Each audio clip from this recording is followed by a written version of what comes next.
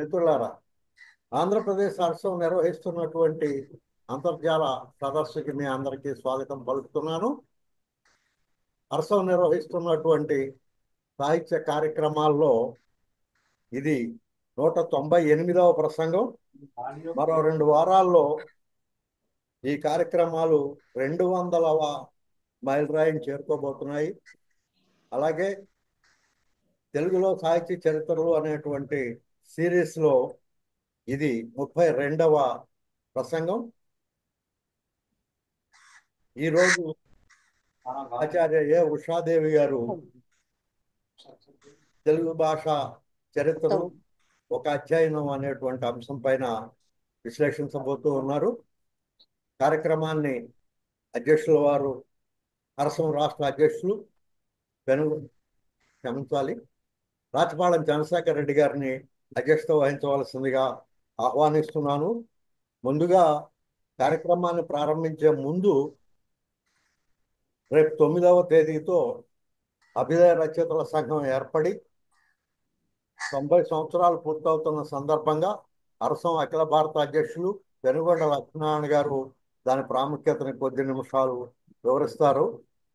అందుకు అవకాశం ఇవ్వాలని అధ్యక్షుల వారిని కోరుతూ కార్యక్రమాన్ని అధ్యక్షుల వారికి హ్యాండ్ ఓవర్ చేస్తున్నాను.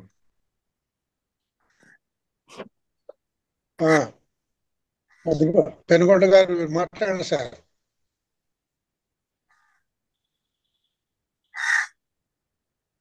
పెనుగొండ గారు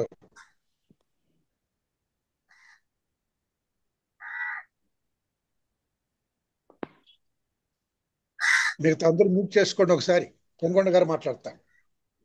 వర్మ గారు మీ దగ్గర నా కాకి ఆరిపో కాదులేండి, మేడం గారి దగ్గర. చెప్పండి. కాదు నా దగ్గర లేదండి. మీ దగ్గర కదా? అసలే కాదు, మా అపార్ట్మెంట్.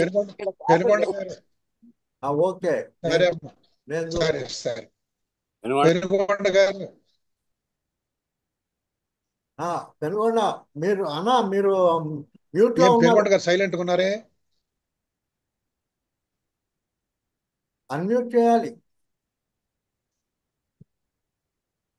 ఓకే, హలో, మాట్లాడండి. మిత్రులారా, అందరికీ శుభాకాంక్షలు, నమస్కారాలు. మన అఖిల భారత అభ్యుదయ రచయితల సంఘం 1936 9-10 తేదీల్లో ప్రేమ్చంద్ గారి అధ్యక్షతన లక్నోలో జరిగిన ప్రథమ మహాసభలో ఆవిర్భవించింది. ప్రగతిశీల లేఖక సంఘంగా, ఆల్ ఇండియా ప్రోగ్రెసివ్ రైటర్స్ అసోసియేషన్గా, తెలుగునాట అభ్యుదయ రచయితల సంఘంగా మన సంఘం చాలా ప్రసిద్ధి చెందింది. భారతదేశంలోని అన్ని రాష్ట్రాలకు, అన్ని ప్రాంతాలకు, అన్ని భాషలకి ఆనాటి నుంచి ఈనాటికి ప్రాతినిధ్యం వహిస్తున్న ఏకైక సాహిత్య సంస్థ అభ్యుదయ రచయితల సంఘం. భారతదేశంలో జాతీయోద్యమం, స్వాతంత్రోద్యమం, తర్వాత అనేక ప్రజా విముక్తి ఉద్యమాలకి, ప్రజా పోరాటాలకి సంఘీభావం వ్యక్తం చేసి గొప్ప చరిత్రను కలిగిన సంస్థ మన అభ్యుదయ రచయితల సంఘం. మన అభ్యుదయుల సంఘం ఇప్పటికీ 18 జాతీయ మహాసభలను జరుపుకుంది. 2023 ఆగస్టు 19, 20 తేదీల్లో జబల్పూర్లో 18వ మహాసభను జరుపుకున్నాం. రేపు బహుశా అవకాశాలను బట్టి జూలైలో హైదరాబాద్లో మన జాతీయ కార్యవర్గ సమావేశం ఏర్పాటు కొరకు ప్రయత్నం కూడా చేస్తున్నాం. సరే, అభ్యుదయ సంఘం ఆవిర్భావం అనేది భారతదేశ సాహిత్య చరిత్రలో ఒక ప్రధానమైన ఘట్టం. సాంస్కృతిక రంగంలో, సాహిత్య రంగంలో అభ్యుదయ సంఘం వహించిన పాత్ర అందరికీ తెలిసిందే. 1936లో ఏర్పడిన అభ్యుదయ సంఘం 2025 రేపు ఏప్రిల్ 9వ తేదీకి 89 సంవత్సరాలు నింపుకొని 90వ సంవత్సరంలోకి ప్రవేశిస్తుంది. ఇది 90వ సంవత్సరం కాబట్టి ఈ సందర్భంగా మన అభ్యుదయ సంఘం శాఖలు ఉన్న అన్ని ప్రాంతాలలో, అన్ని జిల్లా కేంద్రాలలో అవకాశం ఉన్న ప్రతి చోట అరసం ఆవిర్భావ వికాసాల గురించి, అరసం ఇప్పటి వరకు ఏం చేసింది, జాతీయ స్థాయిలో, రాష్ట్ర స్థాయిలో, దేశంలో ఏం చేసింది, ఇటువంటి వివరాలన్నీ వెల్లడిస్తూ సభలు జరపాలని చెప్పి, అది చిన్నయా పెద్దయా అని కాదు, అందరికీ మన అభ్యుదయ సంఘం విషయాలు తెలిసేటట్టుగా నిర్వహించాలని చెప్పి నేను జాతీయ అరసం పక్షాన కోరుతున్నాను. మన ఆంధ్రప్రదేశ్ అభ్యుదయ సంఘం కూడా ఈ కార్యక్రమాలు రూపొందించుకోవాలని చెప్పి కోరుతున్నాను. అట్లాగే తెలంగాణలో ఇప్పటికే కొన్ని కార్యక్రమాలు రూపొందించుకొని 9వ తారీఖునే వారు కార్యక్రమాలు ప్రారంభిస్తున్నారు. సంవత్సరం మొత్తం మనం ఇటువంటి కార్యక్రమాలు చేపట్టాలని మీ అందరికీ విజ్ఞప్తి చేస్తున్నాను. 36లో ఏర్పడిన అభ్యుదయ సంఘంలో అనేక మంది జాతీయ సాహితీవేత్తలు పాల్గొన్నారు. గొప్ప వారసత్వ పరంపర అనుకున్నది. ఆ మహనీయులందరినీ స్మరించుకోవాల్సిన, శ్రద్ధాంజలి ఘటించాల్సిన అవసరం కూడా మనకుందని, వారి వారసత్వాన్ని ఇంకా ముందుకు తీసుకెళ్లాల్సిన అవసరం ఉందని చెప్పి ఈ సందర్భంగా మీ అందరికీ వినయపూర్వకంగా విజ్ఞప్తి చేస్తూ సెలవు మిత్రులారా, ధన్యవాదాలు. ఓకే, ధన్యవాదాలు మిత్రమా. నమస్తే సార్. నమస్తే స్నేహితులారా, ఆంధ్రప్రదేశ్ అభ్యుదయ రచనల సంఘం ప్రతి ఆదివారం నిర్వహిస్తున్నటువంటి అభ్యుదయ సాహిత్య ఉపన్యాసాలలో ఇవాళ 198వ కార్యక్రమాన్ని జరుపుకుంటున్నాం. అందులో భాగంగా తెలుగు సాహిత్య చరిత్రలు అనేటువంటి విభాగంలో ఈరోజు మనం 32వ కార్యక్రమాన్ని నిర్వహించుకుంటున్నాం. ఈరోజు తెలుగు సాహిత్య చరిత్రలకు అవి అవకాశం ఇస్తూనే తెలుగు భాషా చరిత్రల గురించి ఆచార్య ఏ ఉషాదేవి గారు మాట్లాడబోతున్నారు. వారికి ఈ అరసం పక్షాన్ని మనం స్వాగతం పలుకుతున్నాం. ఈ సమావేశంలో నిర్వహణలో ఉన్నటువంటి మిత్రులు ఆనంద్ గారు, జాతీయ అధ్యక్షులు పెనుగొండ లక్ష్మీనారాయణ గారు, ఇందాకే వచ్చినటువంటి అల్లంశెట్టి చంద్రశేఖరరావు గారు, వివిఎస్ వర్మ గారు, శరత్ గారు, అరసం మిత్రులు ప్రహ్లాద, మోహన్, కవితశ్రీలు, కాకల రమణ గారు, విజయ లక్ష్మణ్ గారు, బండారు రాజా రమేష్ గారు, ఇంకా కొంతమంది ఉన్నారు. వాళ్ళందరూ కూడా నేను స్వాగతం పలుకుతూ ఉన్నాను. ఉషాదేవి గారు ప్రసంగించే ముందుగా, సార్ మీరు మ్యూట్ చేసుకోండి మీ వీడియో. పెనుగొండ గారు, మీరు ఏదో నవ్వుతున్నారు, ఇంకేదో పని చేసుకుంటున్నారు. ఇందాకే గుంటూరులో ఒక మిత్రులు కవి మరణించినట్టుగా తెలిసింది. వారికి 4-5 రోజుల క్రితం మరణించినటువంటి ఆచార్య తుమ్మల రామకృష్ణ గారికి మొదలైన వారికి అరసం సంతాపం ప్రకటిస్తూ ఉంది. ఇవాళ మనకు ప్రసంగం చేయబోతున్నటువంటి సోదరి ఆచార్య ఐనవోలు ఉషాదేవి గారు. ఉషాదేవి గారు నాకు ఎంఏ తెలుగులో జూనియరు, శ్రీకృష్ణదేవరాయ విశ్వవిద్యాలయంలో ఉద్యోగంలో సీనియర్ ఆచార్య హెచ్ఎస్ బ్రహ్మానంద. ఆయన 1973లో ఎంఏ తెలుగు పాస్ అయ్యి ఉస్మానియా యూనివర్సిటీ పోయి ఎంఏ లింగ్విస్టిక్స్ చేసి వచ్చాడు. అప్పుడు మా బ్రహ్మానందకి సహా విద్యార్థిని ఉషాదేవి గారు. ఉషాదేవి గారు 1953లో వరంగల్ జిల్లా నర్సంపేటలో జన్మించారు. వ్యవసాయ కుటుంబంలో. అక్కడే హెచ్ఎస్సి వరకు చదువుకున్నారు. హనుమకొండలో బిఏ చేసి ఆ తర్వాత ఉస్మానియా విశ్వవిద్యాలయంలో ఎంఏ లింగ్విస్టిక్స్ చేశారు, ఎంఫిల్ చేశారు, పిహెచ్డి చేశారు. ఆచార్య చేకూరి రామారావు గారి విద్యార్థిని ఉషాదేవి గారు. తర్వాత ఆమె నిజాం కళాశాలలో కొంతకాలము, అలాగే బరోడాలోని మహారాజా సాయిజీరావు విశ్వవిద్యాలయంలో కొంతకాలము అధ్యాపకులుగా పనిచేశారు. 1987లో అప్పటికి మన తెలుగు విశ్వవిద్యాలయం కొత్తగా వచ్చింది హైదరాబాద్లో. ఉషాదేవి గారు తెలుగు విశ్వవిద్యాలయానికి రీడర్గా చేరి ప్రొఫెసర్ అయి అక్కడ పీఠాధిపతి అయి నిఘంటు నిర్మాణ శాఖ అధ్యక్షులుగా చేస్తూ ఇంకా అనేక హోదాల్లో పనిచేశారు.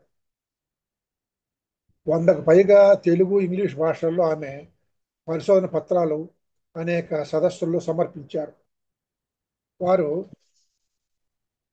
Acquisition of syntax by children అనే పుస్తకాన్ని, ధ్వన్యనుకరణ పదకోశం అనే పుస్తకాన్ని,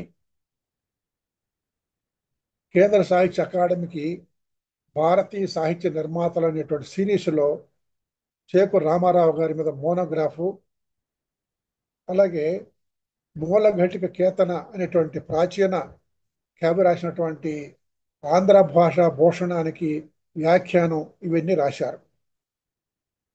కొన్ని పుస్తకాలకు ఆమె సంపాదకులుగా కూడా వ్యవహరించారు. Language of Andhra Pradesh, language of Telangana అనే 2 పుస్తకాలకి ఆమె సంపాదకులుగా పనిచేశారు. అలాగే ఇష్యూస్ ఆఫ్ లెక్సికోగ్రఫీ, నిఘంటు నిర్మాణానికి సంబంధించినటువంటి అనేక అంశాలు అనే పుస్తకానికి సహ సంపాదకులు. అలాగే గబ్బిలము, మొల్లరామాయణం లాంటి గ్రంథాలకు యునెస్కో వారికి సహకరించారు.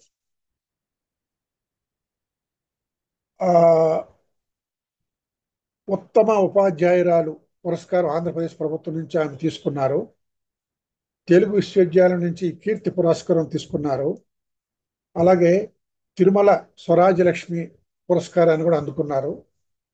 ఇంత కృషి చేసినటువంటి ఉషారాణి గారు చాలా నిరాడంబరంగా, స్నేహపూర్వకంగా, ఎవరితోనన్నా ఆత్మీయంగా మాట్లాడేటువంటి వ్యక్తిత్వం ఉషారాణి గారిది. వారిని మన అరసం జూమ్ వేదికలో తెలుగు భాష చరిత్ర ఒక అధ్యయనం అనే అంశం మీద ప్రసంగించమని ఆహ్వానిస్తూ ఉన్నాను.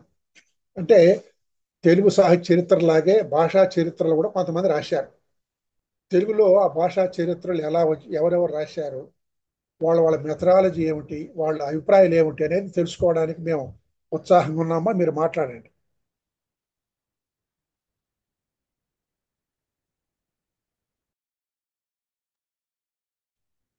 ఉషాదేవి గారు, మీరు మాట్లాడండమ్మా. సారీ, అందరికీ నమస్కారం. ముందుగా నన్ను పరిచయం చేసినటువంటి ఆచార్య రాచపాళెం చంద్రశేఖర్ రెడ్డి గారికి మనపూర్వక ధన్యవాదాలు తెలియజేస్తున్నాను. అలాగే ఈ కార్యక్రమంలో, ఈ సమావేశాల పరంపరలో అరసం పక్షాన ఈరోజు నన్ను మాట్లాడాలని పిలిచినందుకు మీకు, శ్రీ ఆనంద్ గారికి కూడా నా కృతజ్ఞతలు, ధన్యవాదాలు తెలియజేసుకుంటున్నాను. ఈరోజు ఈ సమావేశానికి వచ్చినటువంటి పెద్దలకి, తర్వాత భాషా సాహిత్య సహృదయ అభిమానులందరికీ కూడా నా నమస్కారాలు. భాషా సాహిత్య రంగాలలో ప్రతి సాహిత్యంలో ఏ అంశం తీసుకున్నా కూడా దానిలో భాషా సంబంధమైనటువంటి అంశాలు ఉంటాయి. వాటి మీద అందరూ చెప్తూనే ఉంటారు. మనకు తెలుగు భాష ఎప్పటి నుండి ఉంది అనేది దానికి సంబంధించిన సమాచారం చూస్తే కనుక దాదాపు దీనికి 3000 ఏళ్ల చరిత్ర ఉంది అనేది పరిశోధకులు, అంటే భాషా పరిశోధకులు భద్రా కృష్ణమూర్తి గారు లాంటి వాళ్ళు, లేదా చారిత్రక పరిశోధకులు పరబ్రహ్మశాస్త్రి గారు లాంటి వాళ్ళు రాసినటువంటి, ఇంకా అనేకులు, వీళ్ళని ఇద్దరిని కోట్ చేస్తున్నాను, ఇంకా అనేకులు చేసినటువంటి పరిశోధనలలో మనకు తెలుస్తోంది. అంటే మనకు 3000 ఏళ్ల చారిత్రక సాక్ష్యాధారాలతో తెలుగు భాష ఉంది అని తెలుస్తోంది అనమాట. అయితే ఈ అనేక భారతీయ భాషలలో లిఖిత సాంప్రదాయం ఉన్నటువంటి భాషలు చాలా ప్రాచీనమైనవి అవి కూడా, కానీ వాటికి లేఖన సంప్రదాయం లేకపోవడం వల్ల వాటి ప్రాచీనత్వానికి సంబంధించినటువంటి సాక్ష్యాలు లేవు. ఈ సాంప్రదాయం ఏర్పడ్డ భాషలలో, కొన్ని భాషలలో భారతదేశంలో తెలుగు చాలా ప్రముఖమైంది, ముఖ్యమైనది. చాలా ఉత్తరాది భాషల కంటే కూడా ప్రాచీనమైంది. సరే, మనం అంత మిగతా భాషల తులనాత్మకంలోకి అధ్యయనాలు చాలా ఉన్నాయి, వాటికి వెళ్ళడం లేదు. ఈ సాధికారికంగా ప్రమాణాలతో నిరూపించగలిగే పరిశోధనలు చేసిన వాళ్ళు మనకు దాదాపు 100 సంవత్సరాలుగా ఎందరో మహానుభావులు ఉన్నారు. వాళ్ళల్లో కొందరిని గురించి, కొన్ని పరిశోధనల గురించి వాళ్ళు నేను చెప్తాను అనమాట. అయితే తెలుగుకి అందరికీ తెలిసిందే, ఒకటే పేరు లేదు, అనేక పేర్లు ఉన్నాయి. అందులో ముఖ్యమైనవి 3: ఆంధ్రము, తెలుగు, తెనుగు. తెలుగు అంటే నేను ఎందుకు చెప్తున్నా అంటే, వరుస క్రమంలో ఆంధ్రం అనేది జాతివాచకంగా, దేశవాచకంగా ఇవన్నీ మీకు తెలిసిన విషయాలే ఉన్నాయి, తర్వాత భాషా విషయకంగా కూడా. కానీ తెనుగు అనే మాట ఇప్పుడు మనం అసలు వాడడం లేదు. ఆంధ్రం వాడుతున్నాము, తర్వాత తెలుగు వాడుతున్నాం. కానీ తెనుగు అనేది మనము అది చాలా కాలంగా అది కోల్పోయాం. కానీ నన్నయ్యలో మొత్తం తెలుగే ఉంది, తెలుగు అనే మాట లేదు అనేది చిలుకూరు నారాయణరావు గారు, తర్వాత ఉమ్, ఆ, ఆయన కుమర్రాజు లక్ష్మణరావు గారు, మిగతా పరిశోధకులు, ప్రాచీన పరిశోధకులు, వాళ్ళ గురించి నేను కొంచెం ముందుకెళ్ళి కొంచెం చెప్పాక చెబుతాను. వాళ్ళందరూ కూడా తెలుగు అనేది ముఖ్యంగా చిలుకూరు నారాయణరావు గారి పిహెచ్డి సిద్ధాంతంలో ఆయన నన్నయ్య తెలుగు అనే మాట వాడలేదు, తిక్కన వాడారు. తిక్కన ఎక్కడ వాడారట? ప్రాసలో వాడారు. కాబట్టి ఖచ్చితంగా అది తెలుగు అనే మాటతో పాటు తెలుగు అనేది అప్పటికి 13వ శతాబ్దానికి వచ్చింది అనేది. అలాగే కేతన కూడా ఆంధ్రము తెలుగు తెలుగు అనే వాడారు. ఎన్నిసార్లు వాడారనేది నేను ఒక పరిశోధన పత్రంలో ఒకప్పుడు రాశాను. అయితే ఈ తెలుగు భాషకు ఈ 3 ప్రధానమైతే వీటి ఎందుకు ఈ భేదాలు ఉన్నాయి, ఆంధ్రము తెలుగు ఒకటేనా వేరువేరా అని వేద వెంకటరామ శాస్త్రి గారి చిన్న 50 పేజీల పుస్తకం ఒకటి అప్పట్లో లభ్యమయ్యేది, తర్వాత దొరకకుండా పోయింది. అట్లాగే వీళ్ళు కూడాను చారిత్రక పరిశోధకులు కొందరు దాని మీద అధ్యయనం చేశారు. అయితే వీటితో పాటు సంగం సాహిత్యంలో తెలుగుని వడుగరా అన్నారని, తర్వాత ఈ పాశ్చాత్యులు వచ్చాక దీనికి పోర్చుగీస్ భాషల ద్వారా జంతు అన్నారని ఉన్నాయి. ఆ పేరుతో వడుగర పేరుతో ఎవరు ఏమీ రాయలేదు. కానీ జంటు పేరుతోనే ఒక ఆయన విలియం బ్రౌన్ అన్న ఆయన నిఘంటువు రాశాడు. ఆయన వ్యాకరణం కూడా దొరకటం లేదు ఇప్పుడు, కానీ నిఘంటువు అయితే దొరుకుతోంది. ఇట్లాగా రకరకాల పేర్లు ఉన్నా కూడా ఇవాళ మనకు ఆంధ్రము తెలుగు అనేవి 2 పర్యాయ పదాలుగా నిలిచిపోయి ఉన్నాయన్నమాట. అయితే ఈ తెలుగు భాషను గురించి మనకు అసలు భారతీయ భాషల్లోనే చారిత్రక దృక్పథం లేదు అనుకుంటారు. కానీ మన మన మన పద్ధతులలో ఉండే అంటే వాటి విచారణ ఒక రకంగా ఉంటే, పాశ్చాత్యుల పద్ధతి వాళ్ళ ధోరణి మరొక రకంగా ఉంటూ వచ్చింది. అయినప్పటికీ ఆ ప్రభావం మనలోకి వచ్చిన తర్వాత చాలా ఆలోచనలు, చాలా పరిశోధనలు, వాటికి సంబంధించిన సాక్ష్యాధారాలు వెతకడాలు అనేవి ప్రారంభమయ్యాయి. దాదాపు ఇప్పుడు మనకు 100 సంవత్సరాల పైన ఈ రకమైనటువంటిది ఉంది. సాహిత్యం జోలికి ఎక్కువగా వెళ్ళను నేను, అవసరమైన చోట్లలో తప్పనిసరిగా చెప్తాను. కానీ భాషాపరంగా చూసినప్పుడు మనకు క్రీస్తు పూర్వం 200 నుండి లభ్యమవుతోంది అనేది. అంటే ఇక్కడ క్రీస్తు పూర్వం నుంచి 200 నుండి 6వ శతాబ్దం దాకా కూడా మనకు సంస్కృత ప్రాకృత శాసనాలలో గ్రామ నామ పేర్లలో వాటిల్లో మాత్రమే ఆ పేర్లు మాత్రమే వాళ్ళు ఆ శాసనాలలో వాడారు. అంటే ఈ ఆంధ్రదేశముగా చెప్పుకోబడ్డటువంటి అంటే ఇప్పుడున్న భౌగోళికాల పద్ధతిలో ఆలోచించకూడదండి. మొత్తంగా మనకు చారిత్రకంగా ఎన్నో మార్పులు జరుగుతూ వచ్చింది, భౌగోళిక పరిసరాలు మారుతూ వచ్చాయి. అయినప్పటికీ ఆంధ్రదేశం తెలుగువారు వ్యవహరించే దేశంగా చారిత్రకంగా ఏర్పడినటువంటి దాంట్లో ముఖ్యంగా కృష్ణా గోదావరి ప్రాంతాలకు సంబంధించినవి అయితే తప్పనిసరిగా ఉన్నాయి. ఇటు ఈ తెలంగాణ అనే ప్రాంతంలోది కూడా ఉంది. మనకి ఇక్కడ బళ్ళారి వరకు ఉన్న ప్రాంతం కూడా ఉంది అనేది మాత్రం నిర్వివాదంగా చెప్పవచ్చు. అంటే ఇంచుమించుగా ఇవాళ మనం అనుకుంటున్నదే, ఇంకా దాన్ని దాటి బరంపురం వైపుకి, ఇంకా తమిళనాడులో కూడా తెలుగువారు విస్తరించి ఉండడం అనేది ఉంది మనకు. తెలుగువారు ఎక్కడెక్కడ ఉన్నారు, ఎట్లా ఉన్నారు అనే దానికి చాలా సాక్ష్యాధారాలు ఉన్నాయి. పరిపాలకులుగానే కాకుండా ఇంకా అనేక రకాలుగా కూడా వివిధ ప్రాంతాలకు వెళ్ళడము, అక్కడ నివసించడం అనేది జరుగుతూ వచ్చింది. అయితే ఈ అధ్యయనాలలో నేనేం చేశానంటే భాషా శాస్త్రానికి పూర్వపు అధ్యయనాలు, భాషా శాస్త్రపు తర్వాత అధ్యయనాలుగా నేను తీసుకున్నాను. సో భాషా పరిణామానికి సంబంధించి మనం చూస్తే 1914లో మొట్టమొదటి ఎంఏ తెలుగు మద్రాసు విశ్వవిద్యాలయం నుంచి చిలుకూరి నారాయణరావు గారు పొందారు అనేది మనకు దొరుకుతున్నటువంటి విషయం అన్నమాట. ఆయన 1914లో చేశారు. అంతకుముందు ఈ ఎంఏ డిగ్రీలు అనేవి లేవు, పండితులు ఉన్నారు మనకు. అందుకనే మనకు 1857లో బాల వ్యాకరణం, 57, 58లలో బాల వ్యాకరణం ముద్రిత ప్రతి అట్లా వస్తున్నప్పటికీ దానికి పూర్వము మనకు వ్యాకరణ చరిత్ర, వ్యాకరణ సాంప్రదాయము ఎంతో ఉందన్నమాట. అయితే ఈ భాషకు సంబంధించిన ఆలోచన మనకు ఆధునిక పద్ధతులలో మొదలవడం అనేది ఎప్పుడు ఎలా జరిగింది అనేది చూస్తే 1905లో కొమర్రాజు లక్ష్మణరావు గారు విజ్ఞాన చంద్రిక గ్రంథ మండలి స్థాపించారనమాట. అప్పుడు ఆయన చరిత్ర సంస్కృతి మీద ఎక్కువగా చేస్తున్నారు. అయితే 1922లో భావరాజు వెంకటకృష్ణారావు గారు అనే ఆయన ఆసక్తి కొద్దీ మనకు తెలుగు భాష సాహిత్యం ప్రారంభమైంది నన్నయ్య గారితో. ఈ నన్నయ్య కాలము అనలో రాజరాజ నరేంద్రుడు అనే రాజు పూనుకొని తెలుగులో రచనలు చేయించడానికి పూనుకున్నారు కాబట్టి రాజరాజ నరేంద్ర పట్టాభిషేక సంచిక అనేది ఒకటి తీసుకురావాలని సంకల్పించి పండితులతోని అనేక మందితో చరిత్ర, సంస్కృతి, భాష విషయకంగా వ్యాసాలు రాయించారనమాట. అది మళ్ళీ తిరిగి ఇటీవల ఒక 4-5 ఏళ్ల క్రిందట రవికృష్ణ గారి సంపాదకత్వంలో మళ్ళీ అది వచ్చిందనమాట. ఆయన పేరు రవికృష్ణ గారి అనుకుంటాను. మోదుగుల రవికృష్ణ సార్, మోదుగుల రవికృష్ణ మోదుగుల రవికృష్ణ గారు. అయితే దానికి సంబంధించి ఒక చిన్న రివ్యూ ఆర్టికల్ రాయమన్నప్పుడు నాకు ఈ అంశాల మీద ఒక ఆసక్తి పెరిగిందనమాట. దానికి ముందు మాటగా ఒక చిన్న పరిశోధనాత్మక వ్యాసం రాసిమ్మని అడిగితే, అయితే అప్పుడు రాసిన దాంట్లో చిలుకూరి వీరభద్రరావు గారు, కొమర్రాజు లక్ష్మణరావు గారు, మల్లంపల్లి సోమశేఖర శర్మ గారు, భావరాజు వెంకటకృష్ణారావు గారు వీళ్ళంతా కూడా ఎక్కువ చారిత్రక దృక్పథంతో రాసినా కూడా భాష గురించి కూడా చాలా విషయాలు అందులో ఉన్నాయన్నమాట. అయితే అప్పటికే మనమంతా ఈ గ్రాంధిక వ్యవహార భాష ఉద్యమాలకే వీళ్ళు రిప్రజెంటేటివ్స్ గా తీసుకున్నటువంటి జయంతి రామయ్య పంతులు గారు, గ్రాంధిక కొమర్రాజు గారు వీళ్ళంతా గ్రాంధికం వైపు, గిడుగు గారు, గురజాడ గారు వ్యవహారకం అని ఈ వాదాలు వచ్చిన నేపథ్యంలో అసలు పరిశోధనలు ఏం జరిగాయనేది మరుగున పడిపోయింది. నిజానికి వీళ్ళందరూ కూడా శాసనాల భాషల మీద పరిశోధన చేశారు. అసలు జయంతి రామయ్య పంతులు గారిది పండరంగుని అద్దంకి శాసనం ఆయనే పరిష్కరించారు అనేది మనకు చరిత్ర చెప్తున్నటువంటి విషయం అన్నమాట. అట్లా జరుగుతున్న సందర్భంలో ఈ 1920 ప్రాంతాలలో 14లో పాస్ అయ్యారు కదా ఆయన, ఎంఏ తెలుగు, చిలుకూరు నారాయణరావు గారు.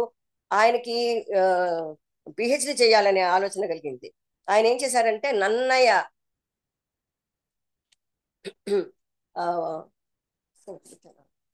పదనకొండవ శతాబ్దపు నాటి తెలుగు భాష అనేటువంటిది పిహెచ్డి సిద్ధాంత వ్యాసంగా చేశారు. చాలా విచిత్రంగా అనిపించింది అనమాట. ఆయన సేకరించిన కేవలం నన్నయ్య మీదనే ఆయన దృష్టి పెట్టి ఆ నన్నయ్యలో నుండి మొత్తం సమాచారం చూడండి. ఒక లింగ్విస్టిక్స్ లో ఏమంటామంటే, ఒకటేమో క్షేత్ర పర్యటన ద్వారా చేసే పరిశోధనలు అంటారు. అంటే ఇప్పుడు గిరిజన భాషలు, ఆదివాసీ భాషలకు వాళ్ళకి లిఖిత రూపాలు లేవు కాబట్టి అక్కడికి వెళ్ళి చెయ్యాలి, అదొక రకం. మనలాంటి భాషలకి ఏంటంటే లిఖిత రూపాలు ఉన్న దానిని లింగ్విస్టిక్స్ లో ఏమన్నారంటే, దీన్ని ఇంగ్లీష్ లో ఆన్ చైర్ రీసెర్చ్ అన్నారు. అంటే మీరు అక్కడికి వెళ్ళక్కర్లేదు, సుఖంగా కుర్చీలో కూర్చొని చేసే పరిశోధన. ఎందుకంటే సాహిత్య పుస్తకాలన్నీ మనకు దొరుకుతున్నాయి కాబట్టి కొనుక్కొని ఏ పుస్తకం మీద మనం చేయదలుచుకున్న నన్నయ్యనా, తిక్కనా, లేకపోతే శ్రీనాథుడా వాళ్ళని చదువుతూ అందులో నుంచి విషయ సేకరణ చేసుకొని చేసే పరిశోధన. శాసనాలు అట్లాంటివి కావు. అవి ముందు సంపాదించాలి, వాటిని చదవాలి, వాటిని మన ఇవాళటి అంటే మాట్లాడే పద్ధతులకి ఇవాళటి లిపిలోకి మార్చుకోవాలి, వాటిని చదవగలగాలి. అప్పటి లిపిని మనకు తెలుసుకోవడానికి ఒక రకమైన ప్రత్యేక శిక్షణ కూడా అవసరమవుతుంది.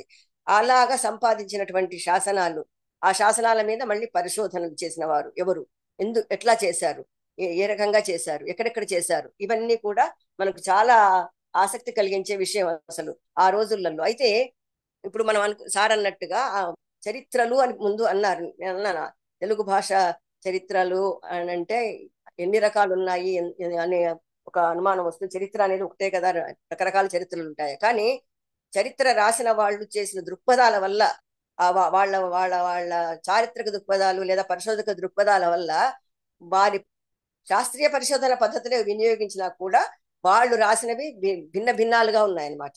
అందువల్ల దాన్ని మనము ఆంధ్ర భాష చరిత్రలు, తెలుగు భాష చరిత్రలు అని కూడా అనొచ్చు.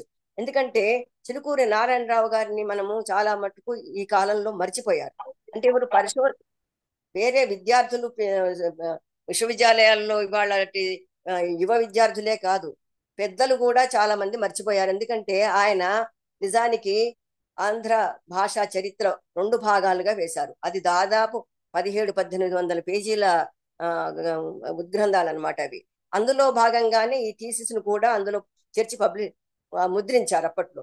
దానిలో నుంచి ఈ సిద్ధాంత వ్యాసాన్ని మాత్రమే తీసి యునెస్కో ఇటీవల దాన్ని ప్రచురించింది.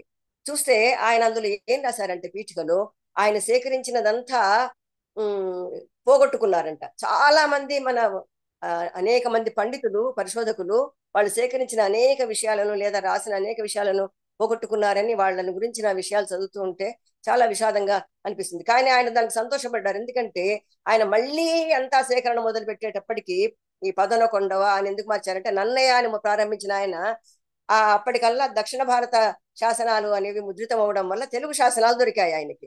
సో అదే 11వ శతాబ్దపు నాటి తెలుగు శాసనాలు నన్నయ్య భాష కలిపి ఆయన సిద్ధాంత వ్యాసాన్ని రాయడం వల్ల వాటిని తులనాత్మకంగా చూడడానికి కూడా ఆయనకు అవకాశం దొరికింది. ఆ అంశాలన్నీ కూడా మనకు ఆ సిద్ధాంత వ్యాసంలో దొరుకుతాయి అన్నమాట. అదే రాజరాజ నరేంద్ర పట్టాభిషేక సంచిక అనేది ఒక ముఖ్యమైన సిగ్నిఫికెంట్ అని అంటాం. అది ఒక మంచి అంశం అనమాట. అక్కడ దాంట్లో మనకు 1922లో ఎంత పరిశోధన జరిగింది, మల్లంపల్లి సోమశేఖర శర్మ గారే కానీ, పిడుగు రామ్మూర్తి పంతులు గారే కానీ, అంతకుముందు జయంతి రామయ్య పంతులు గారు, వీళ్ళందరూ కూడా చేసినటువంటి ఈ పరిశోధనలు మనకు చాలా సమాచారాన్ని ఇచ్చాయి. అనేక విషయాలు మనకు దానివల్ల అప్పటికే తెలిసిపోయాయి. అయితే ఏమి రాశారు ఆయన? నేను ఇక్కడ ప్రత్యేకంగా మల్లంపల్లి సోమశేఖర శర్మ గారి పరిశోధనాంశాలనే తీసుకున్నాను.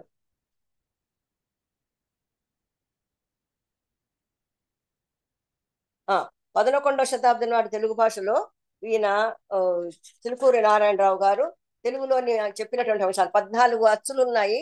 అచ్చులను పేర్కొన్నారు ఆయన. సున్నా అనుస్వారం పూర్ణానుస్వారాన్ని కూడా ఒక అచ్చుగా ఆయన లెక్క వేశారు. అట్లాగే 35 హల్లులని ఆయన లెక్కించారు.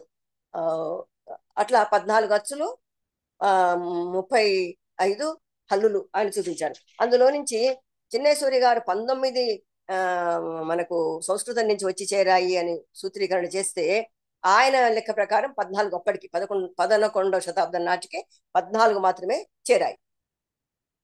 అందులో ఈ ముఖ్యంగా తెలుగు భాషలో ఒక ప్రత్యేకమైన అక్షరం అది తులనాత్మక భాషా అధ్యయనం చేసేవాళ్ళు చెప్పినదనమాట. అది శకటరేఫ అంటే బండిరా అంటామే.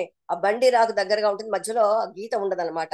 అలా లూ రాసినట్టుగా రాసి ఇటు అటు కూడా సున్నాలు చుట్టినట్టుగా ఉండే దాన్ని ఈ తమిళంలోను మలయాళంలోను ఇప్పటికీ నిలిచి ఉంది. అది ఆ ఉచ్చారణ ఏమిటో మనం కోల్పోయాం.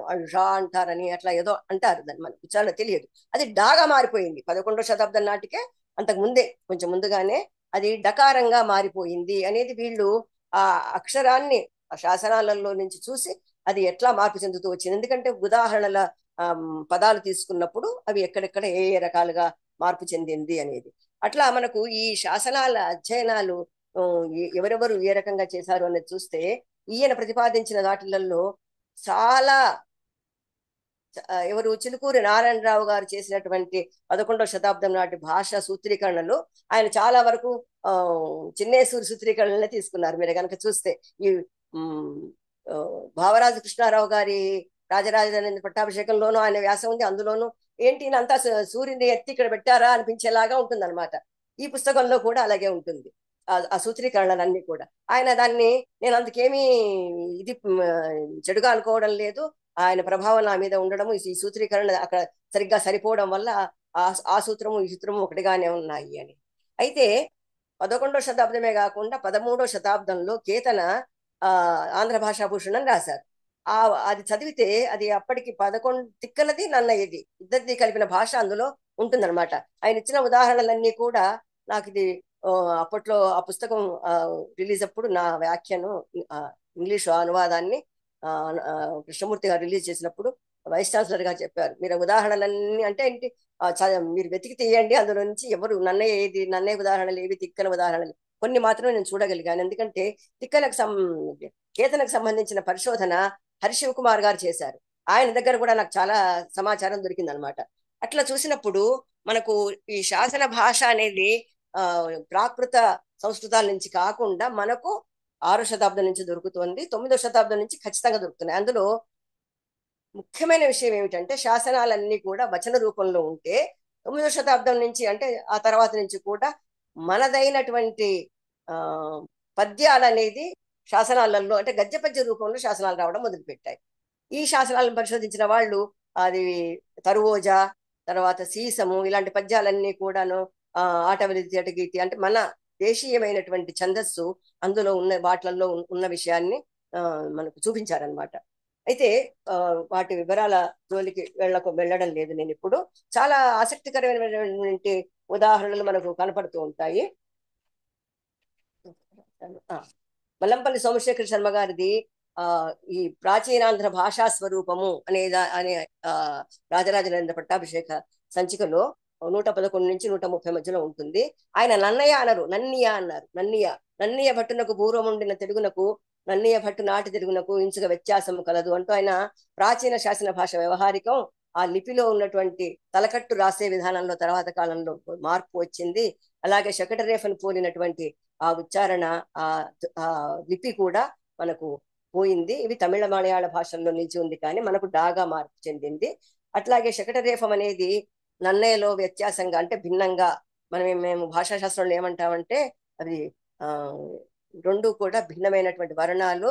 ఎందుకంటే వాటిని ఏమంటారంటే అర్ధ భేదక సామర్థ్యాన్ని కలిగి ఉంటాయి అని అంటాం అనమాట. అయితే అది తర్వాత కాలంలో పోయింది. పోతురాయి, ఉప్పుటేరు ఇలాంటి వాటిల్లో నిలిచినటువంటి శకటరేఫము ఆ తర్వాత కాలంలో మారిపోయి ఒకటే రకాలు. అట్లాగే కొమర్రాజు గారి పేరు చాలా మంది శకటరేఫతో రాసేవారు, తర్వాత కాలంలో మామూలు సాధు రేఫ్తో రాస్తున్నారు అనమాట. ఇట్లాంటివి కొన్ని రూపాల గురించి ఆయన ఇచ్చేశారు. అట్లాగే పదాలలో ఎట్లాంటి మార్పులు వచ్చాయి అంటే పదంలో మార్పు వల్ల మనకు సంధి మార్పులు కూడా తెలిసాయి అనమాట. అలాంటివి 1-2 ఉదాహరణలు ఏమిటి అని అంటే పురుగులు అనండి. పురుగు అంటే పూలు కావండి, పురుగు అంటే పురుగుగా అది మార్పు చెందింది. అట్లాగే రట్టోడి అన్నది రెడ్డిగా మారిపోయింది.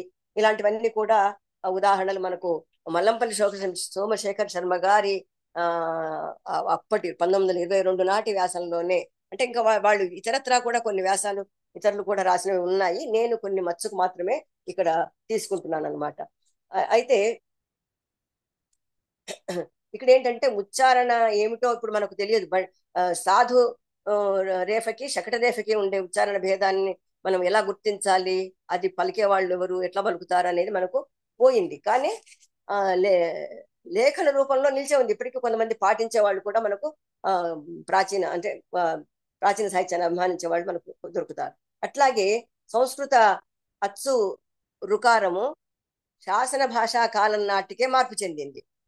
అయితే మీకు ఈ విషయాలు ముందు చెప్పడానికి ముందు నేను కొంచెం మళ్ళీ వెనక్కి వెళ్ళిపోయి ఈ రకంగా ప్రాచీన కాలం నుండి శాసన భాష మీద పరిశోధనలు జరుగుతూ సాహిత్యవేత్తలు ఎందరో దీని మీద కృషి చేస్తూ ఉండంగా భాషా శాస్త్రం 1960 ప్రాంతం వచ్చేటప్పటికి ఇక్కడ విశ్వవిద్యాలయాల్లో ప్రారంభమైంది. అయితే 60కి ముందే ఆంధ్ర విశ్వవిద్యాలయంలో చాలా విశిష్టంగా వాళ్ళు బిఏ ఆనర్స్ లోనే ఒక పక్క భాష మీద ఒక పక్క సాహిత్యం మీద పరిశోధనలు చేయించేవారు.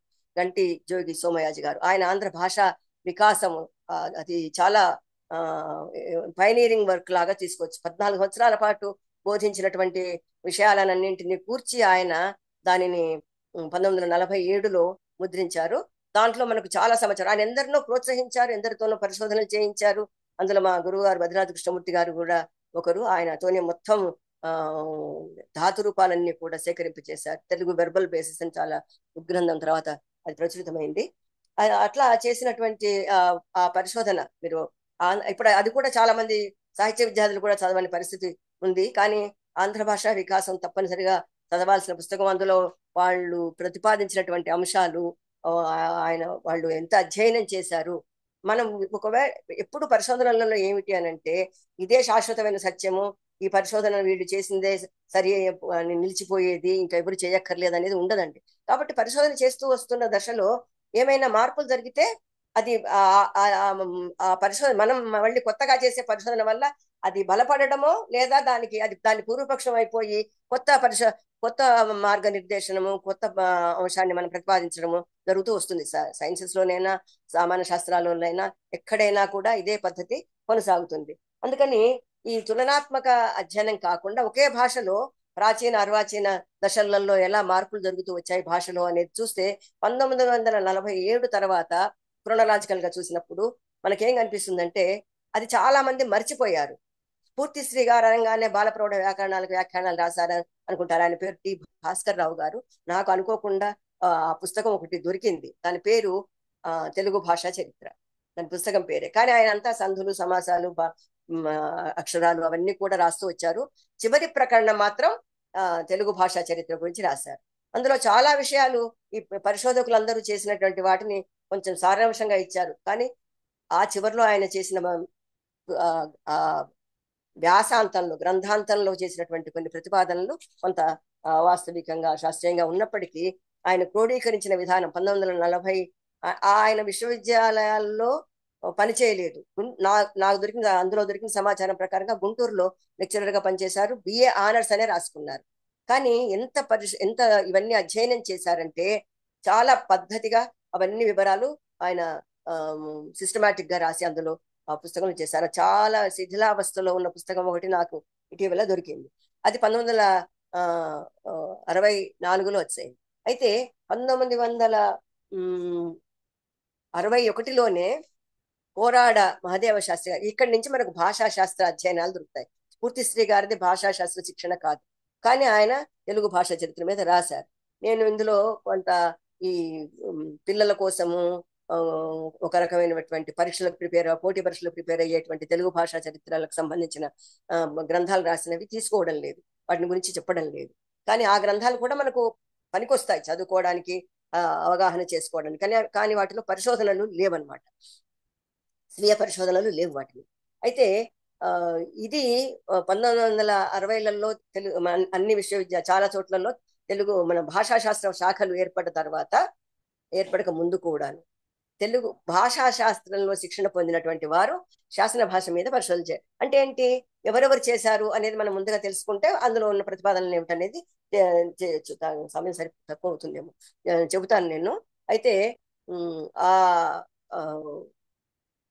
1961 ప్రాంతంలో కలకత్తా విశ్వవిద్యాలయంలో ఉన్నటువంటి భాషా శాస్త్ర శాఖకి వెళ్ళారు కోరాడ మహదేవ శాస్త్రి గారు. క్రీస్తు పూర్వం 200 నుండి 1000 సంవత్సరాల వరకు ఉన్నటువంటి శాసనాలన్నీ ఆయన సంపాదించుకొని తీసుకొని అక్కడికి వెళ్ళి సునీతి కుమార్ చటర్జీ గారు అనే ప్రఖ్యాత భాషా శాస్త్రవేత్త పర్యవేక్షణలో ఆయన చేసిన పరిశోధన.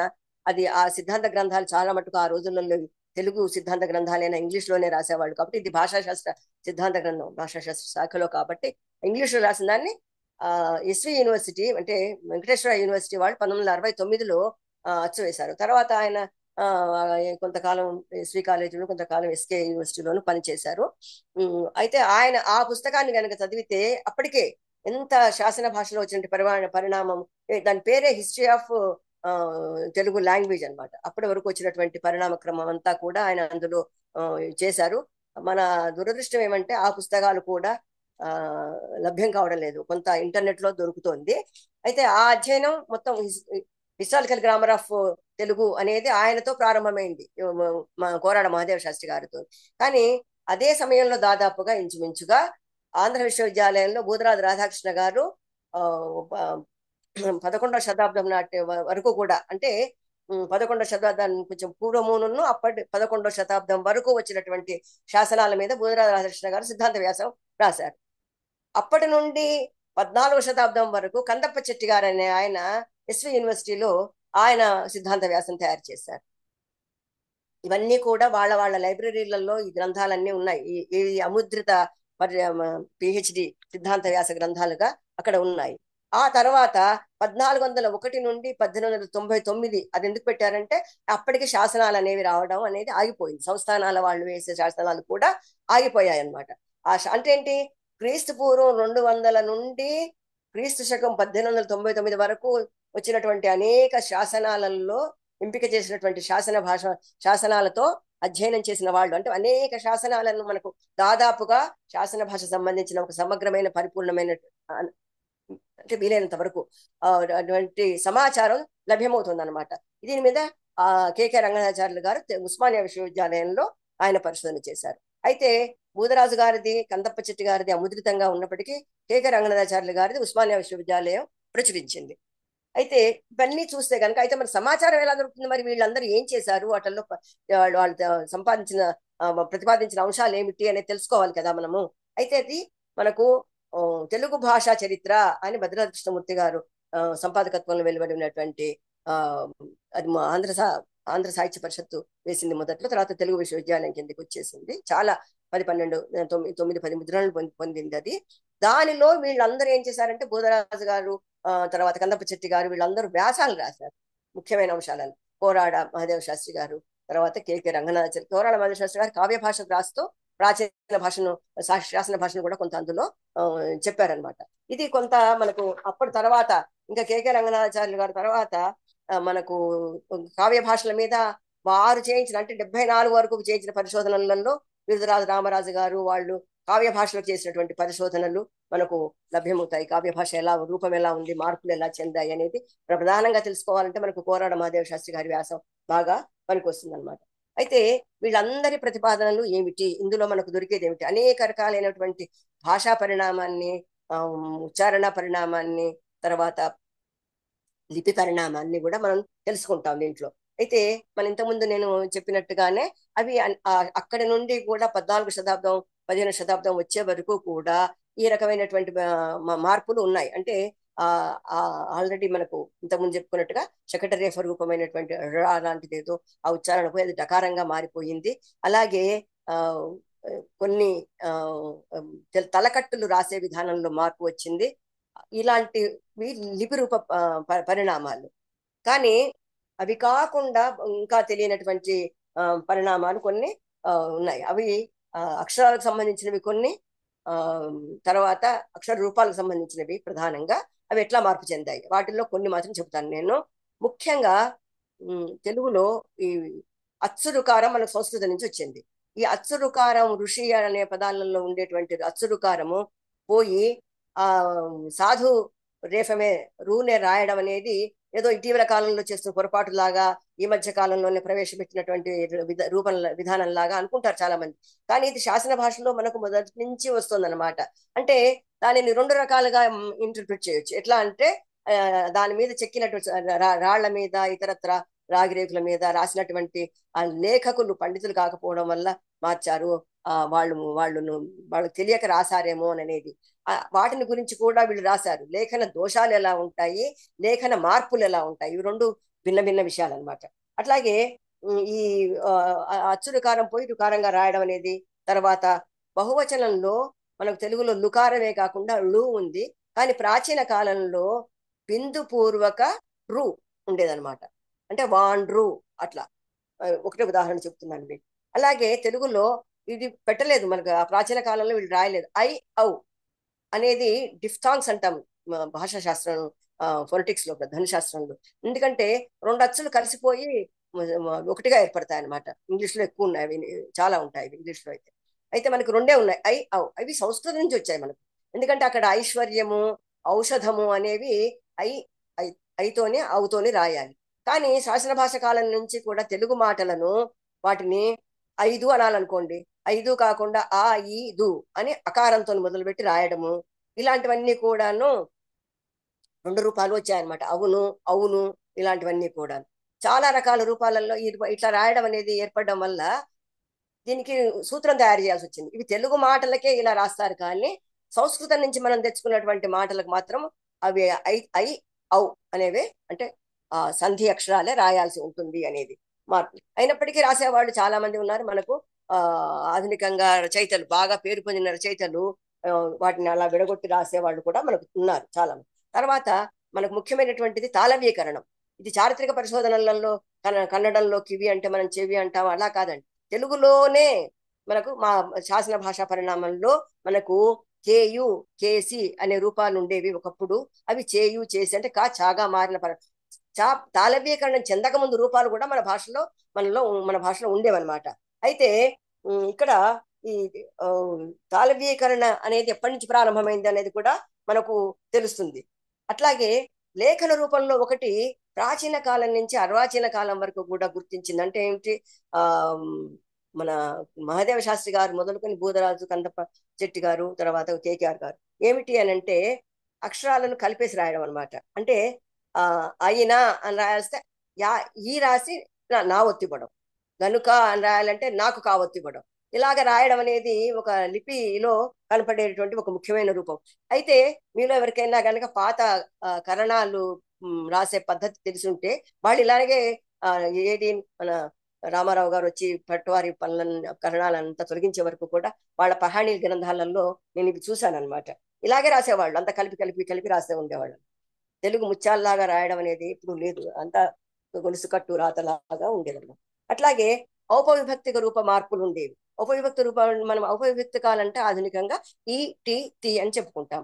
అంటే ఈ ఈతోని అంతమయ్యేది, తర్వాత టకారంతో మధ్యలో టకారం అనేది వచ్చి చేరుతుంది అనమాట. అట్లాగే తా వచ్చి చేరుతుంది. నెయ్యి, నేతి, గోరు, గోటి ఇట్లాగా. అయితే ఈ టకారం చేరక ముందు రూపాలు సాహిత్య భాషలో ఉన్నాయి, శాసనాలలో కూడా ఉన్నాయి. అంటే నీరు అంటే నీరి, నోరు అంటే నోరి. నోరి అనేది ముల్ల రామాయణంలో కూడా ఉంది. నోటికి అని ఉండదు, నోరికి అనే ఉంటుంది అనమాట. అట్లాగా మార్పు లేని రూపాల నుంచి మళ్ళీ ఈ టకారం వచ్చి చేరిన రూపాలు కొన్ని కొంతకాలం ఏమవుతుందంటే ఇవి రెండు పక్క పక్కన ఉంటాయి. అంటే ఒకే కవి రెండు వాడవచ్చు, లేదా అదే కాలానికి చెందిన వేర్వేరు కవులు వేర్వేరు రూపాలు కూడా వాడి ఉండొచ్చు. కాబట్టి ఇకారాంత రూపాలు, టకారాంత రూపాలు కూడా మనకు కనిపిస్తూ ఉంటాయి. అలాగే శాసన భాషా కాలం, ఎందుకంటే అది వ్యవహార భాష కదా, అది వచన రూప భాష. అది చాలా ముఖ్యమైనది అనమాట. మనకు ఇది గెడూరు రామూర్తి గారు చాలా వాదిస్తూ వచ్చారు. సాహిత్యం పద్య రూపంలో ఏర్పడుతూ పెరుగుతూ వస్తూ ఉంటే శాసన భాషలో వచన రూపము వ్యవహార రూపంలో ఉంటూ వచ్చింది. వ్యవహారం మనకు ఎప్పుడూ ఉంది, అది లేదనుకోకూడదు అనేది అది ఒక వాదం. అట్లా వచ్చింది. అయితే అందులో ఈ ఏమొచ్చింది అంటే చాలా ప్రాచీనం, అంటే 9వ శతాబ్దం కాలం నుండే పదాది యకారము పదాది వకారం రాయడం ప్రారంభమైంది. ఇది మన ఆధునిక కవులు రచయితలు చేసినటువంటి మార్పు కాదు. దీనిని గుర్తించారు బ్రిటిష్ వాళ్ళు. వాళ్ళేమన్నారు, పదాదిలో వీళ్ళంతా ఈలను ఏలను యకారంతోని, ఊలను ఓలను వకారంతోని రాస్తారు, మాట్లాడతారు అని. ఈయన మళ్ళీ సిపి బ్రౌన్ గారు వీళ్ళకి తెలుగులో అచ్చులు రెండే ఉన్నాయి, మిగతా అన్ని కూడా ఆయన తయారు చేసిన నిఘంటువులో యకారం కింద వకారం కింద పెట్టేశారనమాట. అయితే అది సరైనది కాదు. అయితే ఎందుకని ఇలాగ యకార వకార రూపాలతో మనకు రాస్తూ వస్తున్న సంప్రదాయం ఉండడం వల్లనే చిన్నేశ్వరి గారు అది భాషా పరిశీలన సూత్రం ఏమీ కాదు, కానీ ఆయన ఏం చేశారు, యకారమును ఊలను పదాదిన ఉండవు అని చెప్పేసి సూత్రం తయారు చేయాల్సి వచ్చింది. ఎందుకంటే ఇలా రాయడం అనేది చాలా పెరిగిపోతూ వచ్చిందనమాట. అట్లాగే మనకు స్వర సమీకరణం అనే సంధి గురించి చెప్తారు. అంటే ఏమిటి, దీని మీదనే గ్రాంధికవాదులను నేను గమనించినంత వరకు, నేను కొంచెం అధ్యయనం చేసినంత వరకు, వ్యవహారవాదులు సరైన రూపం ఏది, ఆ రూపం ఎలా ఉంటుంది అంటే అది చిలుకన చిలకన లేదా అట్లాంటివన్నీ, అడుగా అడగా అనేది అంటే ఏంటి, ఉత్వం ఉంటుందా అత్వం ఉంటుందా అనే దాని మీద ఏది సరి అయినది ఏది ప్రామాణికమైనది అనే దాని మీద వాదులాడుకున్నారు. ఇది ఎప్పటి నుంచో ఉందన్న విషయాన్ని కేతనే దాంట్లో ఇది నిరూపించారనమాట. అయితే నేను ఇంతకుముందు మళ్ళీ వెనక్కి ఒక్క నిమిషం వెళ్ళి ఒక మాట మర్చిపోయాను, గుర్తొచ్చింది చెబుతున్నాను. ఆయన ఏమని మన తల్లి సంస్కృతంబే ఎల్ల భాషలకును అని వాడుతూ ఉంటారు కదా, అట్లాగే శ్రీనాథుడు కూడా అదే రాశారు కదా. అందువల్ల తెలుగు సంస్కృత జన్యము లేదా ప్రాకృత జన్యము, ప్రాకృతానికి చాలా సంబంధంగా ఆంధ్రం ఉంటుంది అని కొన్ని రచనలు కూడా వచ్చాయి. కాబట్టి ఇలా అంటూ వచ్చారు. అప్పటికి కొన్ని చిలుకూరి నారాయణ శాస్త్రి గారు అయితే మొత్తము వాటిని తులనాత్మకంగా చూపించడానికి ఆయన శ్రమించారనమాట. అది ద్రావిడ భాష నిరూపణను వ్యతిరేకించడానికి. కానీ ఆయనే కేతన గారి పద్యము పూర్తిగా చదివితే మనకు ఆయన ఏమి తల్లి సంస్కృతంబే ఎల్ల భాషలకును దాని వలన కొంత కానపడే కొంత తాన కలిగే అంతయు ఏకమై తెలుగు భాషనాగా వెనుతుకెక్కి అన్న. అంటే కొంత తాన కలిగే అనే దాన్ని మన వాళ్ళు పండితులు కొందరు కావాలనే దాన్ని ఏమనాలి ఇగ్నోర్ చేశారు, దాన్ని పక్కకు పెట్టేశారు అనమాట. సో ఆ రకంగా చూసినప్పుడు ఈ స్వర సమీకరణం అనేది తెలుగు భాషలో చాలా ప్రాచుర్యం. అసలు క్రియలలోనైతే ఎంతగా ఉంటుందంటే ఆ మూల రూపం ఏమిటో తెలియదు. దీని మీద చాలా కృష్ణమూర్తి గారు చూపించారు, తర్వాత పరిశోధన చేసిన వాళ్ళు కూడా చూపించారు. అడుగు అనేది కనుక మనం రూపంగా తీసుకుంటే అడిగి, అడుగుతూ, అడగక అంటే అసలు ఏంటి, అది ఓసారి ఊ ఉంటుంది, ఓసారి ఆ ఉంటుంది, ఓసారి ఈ ఉంటుంది. ఇలాంటి మార్పులు ఎందుకు వచ్చాయంటే ఇది స్వర సమీకరణానికి సంబంధించింది. చాలా భాషలలో ప్రపంచవ్యాప్తంగా ఈ స్వర సమీకరణం ఓవెల్ హార్మోని అని ఇంగ్లీష్ లో అంటాం ఉంటుంది. అందుకని గరడడు అనాలా అనేది ఆ రూపాన్ని ప్రాచీన తెలుగు చిలుకూరి నారాయణరావు గారు చూపించారు. అట్లాగే వర్ణ వ్యత్యయం వల్ల మనకి ఎన్నో పదాలు ఏర్పడ్డాయి. మీకు అందరికీ తెలిసిన విషయం ఇక్కడ ఉండే సాహిత్యవేత్తలకు అందరికీ. అయితే ఎరక అనేది ఎరుక కాదు, ఎరుక అంటే తెలుసుకోవడం. ఎరక అనేది రెక్కగా మారింది. అట్లాగే అనవుడు అనేది నావుడుగా మారింది. చారిత్రక పరిణామంలో తులనాత్మక అధ్యయనంలో ఇంకా చాలా ఆ ఏంటది వాడుగా మారే రూపాలు, ఇలాంటివన్నీ కూడా అవన్కి వాడుగా మారిందని ఇలాంటి రూపాలు ఉంటాయి. అట్లా మనకు భాషా శాస్త్ర పరిశోధనలలో ఎంతో విశిష్టమైనటువంటి ఇంకా కొన్ని విషయాలు నేను వదిలేస్తున్నాను ఇక్కడ. సమయాభావం అనిపిస్తుంది నాకు, నేను కొంచెం సమయాన్ని మించిపోయినానేమో. అయితే ఈ రకమైనటువంటి పరిశోధనలు అధ్యయనాలు మనకు ఎంతో సమాచారాన్ని, భాషా పరిణామాన్ని తెలియజేస్తున్న వాక్య నిర్మాణంలో కూడా శాసనాలలో లేవు కాబట్టి మనకు ఏవి యథార్థక వాక్యాలు ఒకటి, తర్వాత కర్మణి వాక్యాలు ఒకటి. ఇవి మనవి కావు, సంస్కృత ప్రభావం వల్లనే ఈ కావ్యాలలో తీసుకొచ్చారు. కానీ శాసన భాషలో ఎక్కడ 1-2 ఉదాహరణలు తప్ప కనపడదు అనేది ఒక ప్రతిపాదన చాలా మంది పండితులు చేస్తూ వస్తున్నారు. అవి మాట్లాడే భాషలో ఎక్కువగా వాడం మనము, కానీ లిఖిత రూపాలలో మనం వాడుతూ ఉంటాము. కర్మణి వాక్యాలు ఎప్పుడెప్పుడు ఎట్లా అవసరం అవుతాయి. నన్నయ్య ఏంటంటే పడుంగ్ అనే అది తీసుకోకుండా ఆయన వేరే రకమైనటువంటి పద్ధతులు, సంస్కృత ప్రభావం అనుజ్ఞాతుండే అన్నట్టుగా వాడడం ఎక్కువగా వాడారు ఆయన. తర్వాత కాలంలో వచ్చింది. నేను కొంత సమాచారం ఒకప్పుడు సేకరించి పెట్టుకున్నాను. అది గద్యంలో రాసినప్పుడు, ఎక్కువ వివరణాత్మకంగా రాసినప్పుడు భాగవతంలో కూడా అందులో కనపడుతుంది తప్పితే పద్య రూపంలో ఉన్నప్పుడు ఎక్కువగా కనపడదు. కొన్ని కలిసిపోయి మనకు శబ్ద పల్లవాలుగా మారిపోయినాయి. శబ్ద పల్లవాలుగా మారిన పడు రూపాలు వేరు, కర్మణి అర్థంలో వాడే పడు బడు రూపాలు వేరు. అట్లాగే యథార్థక వాక్యాలు మనకు సహజమైన ఏమో ఏంటది శాసనం చెక్కాడు అంటే చెక్కిన శాసనము అనే పద్ధతిలో ఉండేవి మన తెలుగుకు సహజమని, ఏదైతే చెక్కారో ఆ శాసనము అనే పద్ధతిలో కనుక ఉంటే అవి అలాంటివి. అంటే అలాంటి వాక్యాలు శాసనాలలో ఉన్నాయి. ఎవరైతే దీనిని అధిగమిస్తారో లేదా పాటించరో వాడు పాపాన పోదురు అలాంటి వాక్యాలు కూడా ఉన్నాయి, లేవని కాదు. అయినప్పటికీ ఇవి తెలుగుకి సహజం కాదు అనేటువంటిది. అంటే వాక్య నిర్మాణంలో 1-2 మచ్చుకు ఉదాహరణలు తీసుకున్నాను. ఇంకా నిజానికి మనము నామక్రియా రూపాలకు కూడా వాటి గురించి చెప్పుకోవాల్సి తీసుకుని ఉంటే బాగుండేది. నాకు ఈ అవకాశం ఇచ్చి నేను దీన్ని కొంచెం పెంచి తర్వాత రాయడానికి ప్రయత్నం చేస్తాను. నాకు ఈ అవకాశం ఇచ్చి ఆంధ్ర తెలుగు భాష చరిత్రను పండితులు ఏ రకంగా చారిత్రకంగా వాటిని పరిశోధనలు చేసి రూపొందించారు తెలుసుకునే నాకు తెలిసిన విషయాలు మీతో పంచుకునే అవకాశం ఇచ్చినందుకు నేను మీ అందరికీ ప్రత్యేకించి రాచపాళెం చంద్రశేఖర్ రెడ్డి గారికి ధన్యవాదాలు, నమస్కారాలు తెలియజేస్తూ. ధన్యవాదాలమ్మా. చాలా మంచి ప్రసంగం చేసి తెలుగు భాష చరిత్రను గురించి ఎవరెవరు ఏ పరిశోధన చేశారనే విషయాన్ని మాకు తెలియజేశారు. తెలుగు భాషకు 3000 సంవత్సరాల చరిత్ర ఉంది అని మీ ప్రసంగం మొదలైంది. 100 ఏళ్లుగా తెలుగు భాష మీద చాలా పరిశోధనలు జరిగినాయని తెలియజేశారు మీరు. తెలుగు లిపి కలిగిన భాషల్లో తెలుగు భాషకు చాలా ప్రాముఖ్యం ఉందని అభిప్రాయపడ్డారు. అలాగే ఆంధ్రము, తెలుగు అనే 3 పదాలు ఉపయోగింపబడుతున్నాయి. అందులో ఇవాళ తెలుగు అనే మాట ప్రయోగాలు లేకుండా పోయి ఆంధ్రము, తెలుగు అనే 2 మాటలే ఉన్నాయని చెప్పారు. నన్నయ్య గారు తెలుగు అనే మాటను ఎక్కువ వాడారని కూడా మీరు తెలియజేశారు. పాశ్చాత్యులు తెలుగు భాష మీద వాళ్ళు వలస పాలకులు వచ్చి మన దేశంలో స్థిరపడి మన దేశాన్ని వాళ్ళ స్వాధీనంలోకి తెచ్చుకోవడానికి అనేక పనులు చేశారు. వాటిల్లో తెలుగు భాష సాహిత్యాల మీద కూడా పరిశోధన కూడా బట్టి అందులో విలియం బ్రౌన్ అనేటువంటి ఆయన జంటు అని వాడాడు అని చెప్పేసి మీరు గుర్తు చేశారు. ఆచార్య జీవన్ రెడ్డి గారు మాకు ఎప్పుడు ఈ జంటు అనే మాటను వాడిన దాని గురించి విమర్శనాత్మకంగా చెప్పేవారు క్లాసులో. అంటే మనం కొంత చులకన చేశారు వాళ్ళు అనే దృష్టితో ఆయన చెప్పేవారు. తర్వాత భాషాధ్యయనం మన వాళ్ళు అది వరకు చేస్తున్న పద్ధతికి పాశ్చాత్యులు చేసిన పద్ధతికి తేడా ఉంది అని మీరు గుర్తించారు. క్రీస్తు పూర్వం 200 సంవత్సరాల నుంచి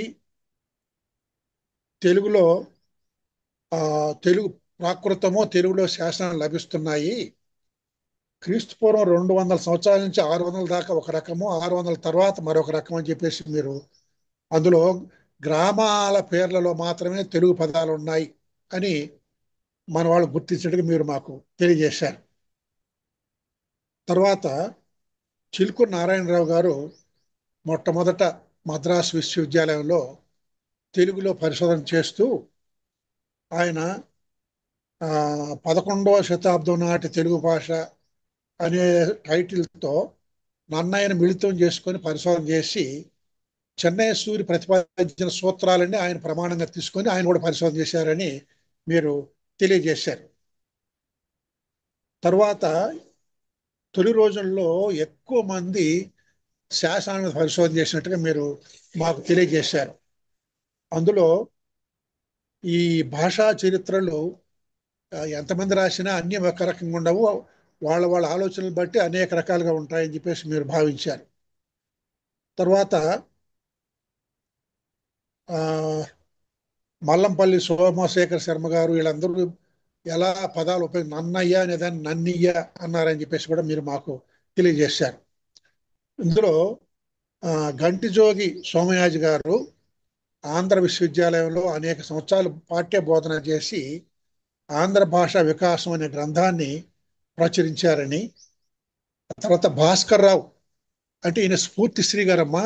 భాస్కర్ రావు అంటే స్ఫూర్తిశ్రీ గారు తెలుగు భాష చరిత్ర అనే గ్రంథం రాసి చివరి అధ్యాయంలో తెలుగు భాష వికాసాన్ని గురించి 1964లో మంచి వ్యాసం రాశారని చెప్పారు.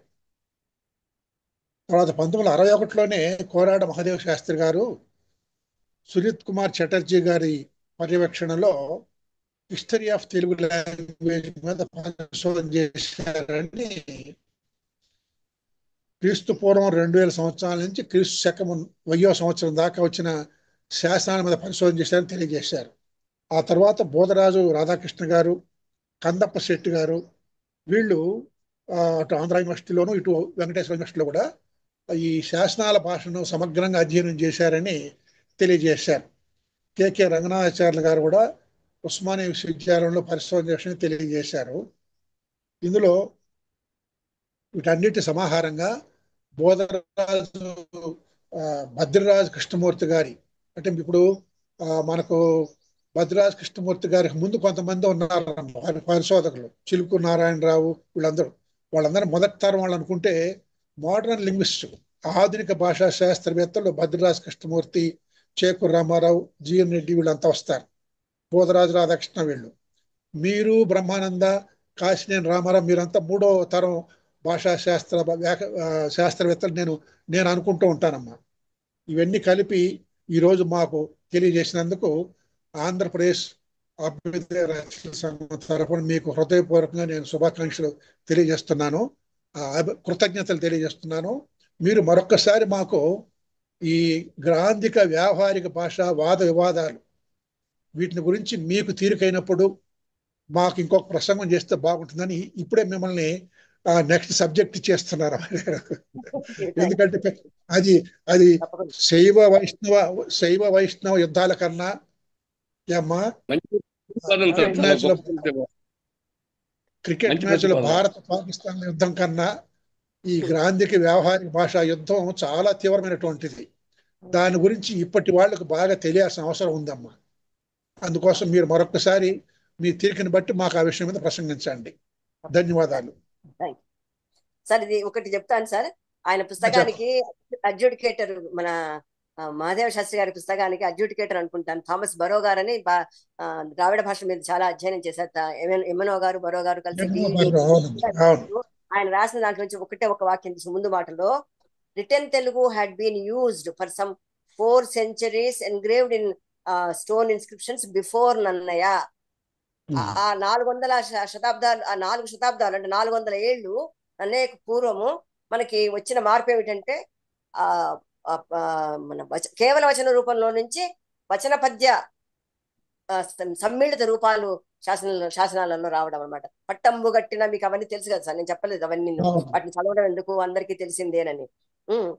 అలాంటి ఆ తరువోజ మొట్టమొదటి పద్యము పండురంగడు దండయాత్ర చేశారు అనేది. కాబట్టి ఈయన అప్పటికీ అలా ఉంది అన్న విషయాన్ని ఈయన పరిశోధన ద్వారా చదివిన అధ్యయనాన్ని ఆయన రాసిన ముందు మాట మొత్తం 2-3 పేజీల ముందు మాటల్లో ఈ వాక్యం 400 ఏళ్లకు పూర్వం. కాకపోతే మన దురదృష్టవశాత్తు నన్నయ్యకు పూర్వం ఉన్న సాహిత్యం ఏమిటో ఉందో లేదో అసలు అది మనకు తెలియకుండా పోయింది. మీరు అన్నట్టుగా ఈయనే బహుశా మల్లంపల్లి సోమశేఖర శర్మ గారు లేకపోతే ఇంకెవరు నాకు జ్ఞాపకం రావడం లేదు, నేను చదివాను నిన్న. అందులో వాళ్ళు ఏమన్నారంటే నన్నిచోడుడు తర్వాత పాలుకురికి సోమనాథుడు వీళ్ళు దేశీ పద్ధతి పాటించి మార్గ కవిత కాకుండా దేశీ కవితను చేయడం వల్ల వాళ్ళు నిర్లక్ష్యానికి గురయ్యి చాలా కాలము వాళ్ళ రచనల పట్ల ఆదరణ లేకుండా పోయింది అని ఒక వాక్యం రాశారు. అది నిజమో కాదో మీరు సాహిత్యవేత్తలు తెలిసారు. సరే, కోరాడ మహాదేవ శాస్త్రి గారు నా గురువమ్మ. 1966-67 మధ్య నేను BA ఫస్ట్ ఇయర్ చదివినప్పుడు ఆయన మాకు బాల వ్యాకరణ పాఠం చెప్పారు. ఆ తర్వాత అనంతపురంకి ఆయన ప్రొఫెసర్గా వచ్చేసారు.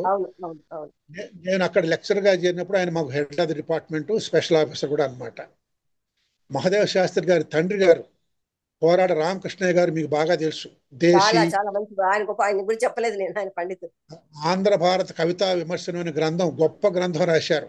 అందులో ఆయన చెప్పింది ఏమిటంటే ఇది ఆంధ్రోద్యమ ప్రభావము తెలుగు భాషా సాహిత్య పరిశోధనల మీద ఎలా ప్రభావం చూపించిందో తెలుస్తుంది మనకు. అది తిక్కన గారి పద్యాలే సంస్కృతంలో శ్లోకాలకు వెళ్ళే అన్నారు ఆయన.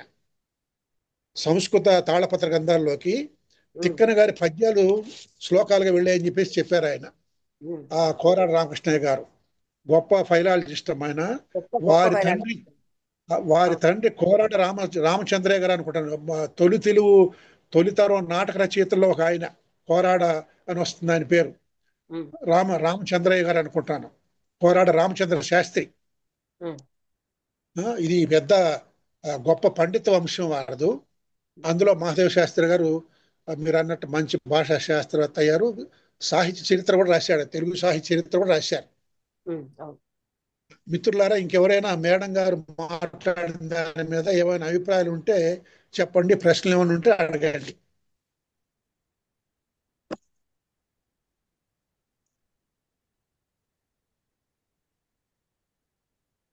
ఎవరికి ప్రశ్నలు సందేహాలు లేకపోతే ఆనంద్ గారు సమావేశాన్ని ముగిస్తారు. మా గురువు గారు ఒక మాట అనేవారు నేను స్కూల్లో చదువుకున్నప్పుడు. ఒకటి, ఎవరు ఏం ప్రశ్నలు వేయడం లేదంటే ఒకటి బాగా అర్థమైపోయి ఉండాలి, అడగడానికి ఏమీ లేదని. లేదంటే అసలు ఏమీ అర్థం కాలేదు, అందుకని ఏమీ అడగడానికి అదే లేదమ్మా, అరటిపండు వడ్డీ పెట్టి చెప్పారమ్మా, అర్థం కాకపోవడం సమస్య ఉంటుంది. చిన్నప్పటిది గుర్తొచ్చింది. అందరికీ నమస్కారం. ఆనంద్ గారు చెప్పండి. హలో, చంద్రశేఖరరావు మాట్లాడుతున్నా అండి. నమస్కారం అండి. మీరు తెలుసు, నాకు కవల మీద రాశారు, ఇంత ముందు కలిసాం. హలో, బండిరా మీద మాట్లాడుతున్నానండి. బండిరా అనేటటువంటి వ్యాసం వాంగ్మయిలో చాలా కాలం క్రితం రాశాను. ఇప్పుడు గిడుగు రామమూర్తి గారి మీద గిడుగు దర్శనం అనేటటువంటి పుస్తకం ఉంది. అది చదివితే మీ అభిప్రాయాలు చాలా మార్చుకోవాల్సి ఉంటుంది. రెండోది, గిడుగు రామమూర్తి గారు బండిరా గురించి ఒక మాట చెప్పారు. సంకేతం ఉండే ధ్వని లేని అక్షరం. మళ్ళీ చెప్తున్నాను, సంకేతం అంటే అక్షరం. అక్షరం ఉండి కూడా ధ్వని లేనటువంటిది బండిరా మాత్రమే. ఇప్పుడు నేను అదే చెప్పాను కదా, నేను రాసినటువంటి గిడుగు దర్శనం. ఇప్పుడు నేను చెప్పింది అదే, మీరు దాన్ని మిస్ అయి ఉంటారు. నేను అదే మాట చెప్పాను, సంకేతం ఉంది, ఉచ్చారణ తెలియదు అని అన్నాను నేను ఆ మాట. రెండోది, బండిరా అనేటటువంటిది ఉచ్చారం లేదు. తర్వాత ఏంటంటే మనం బండిరాని పలకడం కూడా తమిళంలో ఇది బండిరా కాదండి. బండిరా అనేటటువంటిది మీరు రా. సార్ అది బండిరా వేరు, బండిరా స్వరూపంలో ఉండే అచ్చు వేరే. అది నేను చెప్పేది మేడం గారు మీరు జాగ్రత్తగా వినండి. ద్రవిడ మున్నేట్ర కజగం అనే దాంట్లో రా కింద రా పలకరు, కడగం. తర్వాత చోళ మహారాజు, నన్నె చూడుడు అనేటటువంటివి తమిళంలో ఉండేటటువంటి లకార ధ్వని తెలుగులో డాగాను అలాగాను మారింది. బండిరా తెలుగులో మనం తా దంత్యం, తర్వాత మూర్ధన్య టాలే ఉన్నాయి, కానీ తమిళంలో తా తా టా తాత తాత తా మొదటి తా వేరు, రెండో తా వేరు. ఇవి తమిళంలో ఉన్నాయి. మనకి 5 ఉన్నాయి, వాళ్ళకి 6 ఉన్నాయి. ఇవి చదవాలి. ఇవన్నీ తీసుకుంటే నేను రాసినటువంటి గిడుగు దర్శనం అనేటటువంటి పుస్తకం చదవండి. ఎక్కడ మీ పుస్తకాల షాపులకు నేను ఇవ్వలేదు. తర్వాత ఈవేళ ఆంధ్రజ్యోతి ఒక్క మీరు నిమిషం. చెప్పిన దాన్ని సార్, అది అల్వియోలర్ అంటారు. అది భాషా శాస్త్రంలో చదువుకున్నాం. తమిళంలోను మలయాళంలోను 2 భాష వాళ్ళు న్యా అని అంటారు. చూడండి, న్యా న్యా అని అంటారు కదా. అది దంత్యం వేరు, తాళవ్యం వేరు. మధ్యలో ఉండేదాన్ని ఆ దంత్యానికి తాళవ్యానికి మధ్యలో ఉండేదాన్ని అది అల్వియోలర్ అంటారు. దానికి ఒక సంస్కృతం పేరు కూడా ఉంది, నాకు గుర్తు రావడం లేదు. కానీ అది భాషా శాస్త్రంలో చెబుతాం మేము. అది మన తెలుగులో లేదా ఉచ్చారణ. మీరు చెప్పింది ఒకవేళ లేదు. నేను చెప్పింది తప్పు అయ్యేటట్టయితే నేను విత్డ్రా అయిపోతున్నానమ్మా. నాకు తప్పేం సరిగ్గా లేదండి. వినిపించదు. మీరు చెప్పిందే నేను చెప్తున్నాను. మీరు చెప్పింది నాకు తెలియదు అనుకుని చెప్తున్నారు కదా. అది ఉంది సార్, మాకు తెలుసు అని అంటున్నాను. మేము భాషా శాస్త్రంలో చదువుకున్నామని చెప్తున్నాను అంతే. మీకు తెలుసు తెలియకపోదు, కానీ ఇప్పుడు చెప్పే దాంట్లో నాకు అవగాహన కాలేదు. తర్వాత గిడుగు రామ్మూర్తి గారి మీద మరొకటి, వ్యవహారికం, గ్రాంథికం, వీటి మీద కూడా నేను పెద్ద వ్యాసాలు కొన్ని రాసి అదంతా పుస్తక రూపంలో ఇచ్చాను. ఒకవేళ కొనుక్కోవాలి అనుకుంటే నా ఫోన్ నెంబర్ ఏమో ఈవేళ ఆంధ్రజ్యోతిలో చిన్న కొత్త పుస్తకాలు అనేటటువంటి దాంట్లో వచ్చింది. నాకు ఫోన్ చేస్తే నేను మాట్లాడతాను. అదే నా వాట్సాప్ నెంబర్ కూడా. Okay sir, thank you. బాగుంది పండిత చర్చ. Thank you. బాగుంది. Thank you sir. మిత్రులారా, ఈనాటి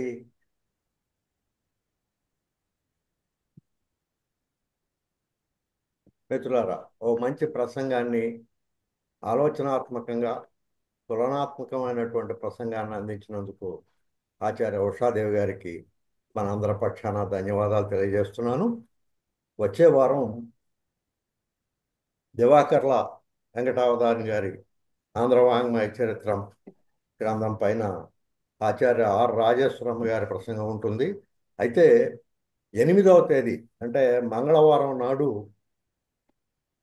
డివివిఎస్ వర్మ గారు, మనందరికీ సుపరిచితులే, దారిదీపం పత్రిక సంపాదకులుగా, విశ్లేషకులుగా పనిచేస్తున్నారు. వారు రచించినటువంటి కొత్త చూపు పుస్తకం ఆవిష్కరణ 8వ తేదీ మంగళవారం సాయంత్రం 6 గంటలకి జూమ్ ద్వారా అర్సం నిర్వహిస్తోంది. దానికి ప్రముఖ విమర్శకుడు మందలపర్తి కిషోర్ గారు స్వాగతం పలుకుతారు. కొప్పర్తి వెంకటరమణమూర్తి గారు అధ్యక్షత వహిస్తారు. విశాలాంధ్ర దినపత్రిక ప్రధాన సంపాదకులు ఆర్వి రామారావు గారు ఆవిష్కరిస్తారు. అలాగే ఆంధ్రజ్యోతి విశ్రాంత సంపాదకులు కె శ్రీనివాస్, వీక్షణం సంపాదకులు ఎన్ వేణుగోపాల్, సాక్షి దినపత్రిక విశ్రాంత సంపాదకులు కె రామచంద్రమూర్తి, ప్రజాశక్తి సంపాదకులు బి తులసీదాసు తదితరులు హాజరవుతారు. ఆ కార్యక్రమానికి కూడా విచ్చేసి జయప్రదం చేయాలని కోరుకుంటూ, ఇప్పటి వరకు ఓపికగా ఉన్నందుకు మీ అందరికీ ధన్యవాదాలు. మరొక గంటలో మీకు ఈ కార్యక్రమం యొక్క యూట్యూబ్ లింకు